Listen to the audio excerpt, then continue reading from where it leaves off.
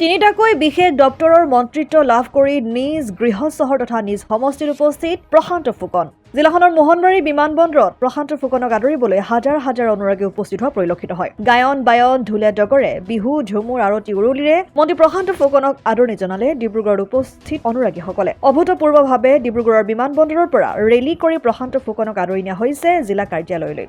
আমি অতি দৃঢ়তাৰে ডিব্ৰুগড় আৰু অসমখনৰ শক্তি বিভাগটো উন্নয়ন পথত আগবঢ়াই লৈ যাব পাৰোঁ। মই আইল ট্ৰাইবেল লেভেল বেছ মুখ্যমন্ত্ৰীৰ লগত আলোচনা কৰিছোঁ আৰু সেইকাৰণেও কৈছোঁ যে আমি যথাসাধ্য চেষ্টা কৰি আমি 24 ঘণ্টা 24/7 সমগ্ৰ ৰাজ্যখনত বিদ্যুৎ যোগান দিয়াৰ কথাটো মোৰ ফালৰ পৰা মই দৃঢ়তাৰে আশ্বাস ৰাখিছোঁ। অসম আদিত্য ডিব্ৰুগড়। NKS হুণ্ডাইলৈ স্বাগতম। নৰ্থ ইষ্টৰ প্ৰথম GDSI 2.0 ফিচাৰ্ছ ডিলাৰ হৈছে NKS হুণ্ডাই।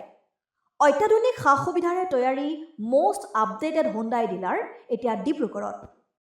আমাৰ NKS হুণ্ডাই ডিলাৰত open sales consulted room, customer ৰুমৰ লগতে পুৰণি গাড়ীৰ এক্সচেঞ্জ ফেচিলিটিও ৰখা হৈছে। ইয়াত চেলছৰ লগতে ছাৰ্ভিচ ছেক্টৰৰ সুন্দৰ সুবিধা আছে। প্ৰয়োজনীয় সকলো এডভান্স টুলছ, হুইল বেলেন্সিং, এলাইনমেণ্টৰ অত্যাধুনিক machine, post hydraulic lift, fully trained man পাৱাৰৰ লগতে nitrogen gas filling facility, fully automatic car washer ফেচিলিটিও আছে। লগতে NKS হুণ্ডাই ডিলাৰে কাষ্টমাৰসকলৰ সুবিধাৰ্থে মোবাইল ছাৰ্ভিচ ভেনৰো ব্যৱস্থা ৰাখিছে, য'ত হাইড্ৰলিক লিফ্ট, ৱাছিং facility, wheel balancing, tyre pressure check কৰাৰ লগতে বহুখিনি সুবিধাই উপলব্ধ আছে। NKS হুণ্ডাইলৈ আহক আৰু সুবিধাসমূহ গ্ৰহণ কৰক।